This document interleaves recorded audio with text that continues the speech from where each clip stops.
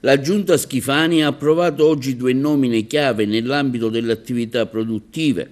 Si tratta dell'agrigentino Michele Cimino, nominato commissario liquidatore Consorzi Asi dell'area occidentale Palermo, Trapani, Agrigento, Caltanissetta e Gela, e di Marcello Guardani, che diventa commissario straordinario dell'ISARP, Istituto regionale per lo sviluppo delle attività produttive.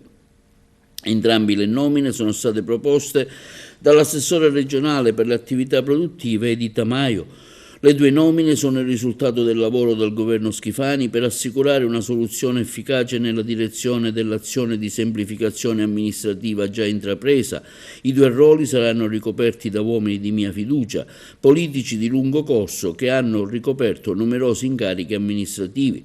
Sono convinto che i 2 nuovi commissari, afferma Schifani, saranno supportati da un team di legali ed esperti che collaboreranno a titolo gratuito, faranno un ottimo lavoro contro il malaffare e la corruzione a favore della trasparenza e della buona amministrazione. Così ha commentato l'assessore regionale alle attività produttive Tamaio. Michele Cimino, del 1968, avvocato cassazionista agrigentino, è stato assessore alla cooperazione, al bilancio, all'agricoltura, alla programmazione dei fondi comunitari ed è stato amministratore unico dell'AMAT. Sarà il nuovo commissario liquidatore dei consorzi ASI che ricadono nell'area occidentale della Sicilia, tra cui Palermo, Trapani, Agrigento, Caltanissetta e Gela.